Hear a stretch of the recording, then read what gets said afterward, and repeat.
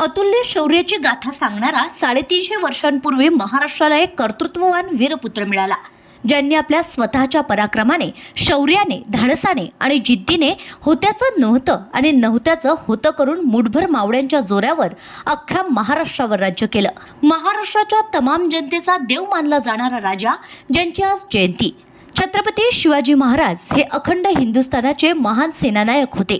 थोडक्यात शिवाजी म्हणजेच संकटांशी लढण्यासाठी, यश मिळवण्यासाठी, संकटांना दूर पळवण्यासाठी, देशाला, समाजाला आणि स्वतःला घडविण्यासाठी जिजाऊ आणि शहाजी राजांनी आपल्याला दिलेली देणगी। शिवाजी म्हणजे प्रेरणा, जिद्द व महत्त्वाकांक्षांचा उगम। जिजामातेने लहानपणी शिवरायांना ध्यान, चरित्र संघटन व पराक्रम याचे बाळकडू पाजले। मनात कर्तृत्वाची ठिणगी टाकतानाच त्यांना राजनीती शिकवली। जिजाऊ मातेकडून त्यांना सदाचार, प्रेम व कर्तृत्वांचे विचार मिळाले। याच जिजाऊंच्या पोटी जन्मलेला 19 फेब्रुवारी 1630 मध्ये स्वराज्याचा एक उगवता सूर्य आपणास मिळाला, ज्यांचे नाव शिवाजीराजे भोसले असं ठेवलं गेलं। जिजाबाईंनी शिवाई देवीला तिला बलवान पुत्र देण्यास सांगितलं, म्हणून छत्रपती शिवाजी महाराजांचं नाव शिवाजी ठेवलं गेलं। छत्रपती शिवाजी महाराज हे छत्रपती शहाजीराजे भोसले आणि राजमाता जिजाबाई यांचे पुत्र। पुण्याचा राखणदार म्हणून ओळख असलेला शिवनेरी किल्ला येथे महाराजांचा जन्म झाला। अगदी 16 वर्षाचा असताना छत्रपती शिवाजी महाराजांनी रायरेश्वर किल्ल्यावर स्वराज्य तोरण बांधलं आणि स्वराज्याची शपथ घेतली। छत्रपती शिवाजी महाराजांचा विवाह सईबाई निंबाळकर यांच्याशी लालमहल पुणे येथे झाला। महाराजांनी एकूण 8 विवाह केले।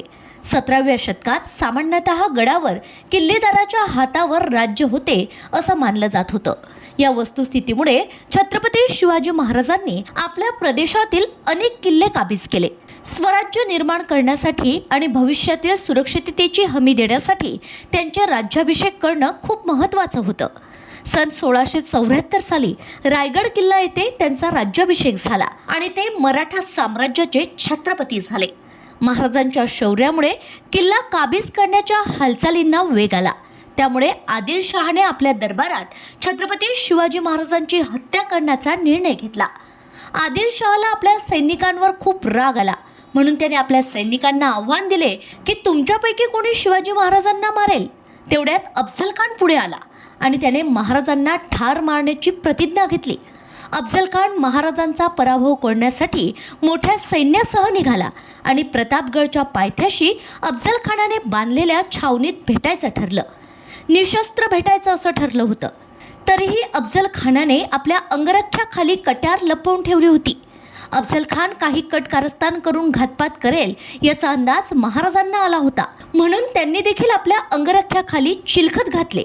जिरेटोप आणि मुठीत सहज न दिसणारी अशी वाघनखे लपविली होती। छत्रपती शिवाजीराजे न घाबरता शामियानात पोहोचले। शिवरायांना बघून या शिवबा आमच्या मिठीत या असं म्हणत अफझल खानाने मिठी मारण्यासाठी हात पसरविले आणि त्यांना जवळ बोलवलं।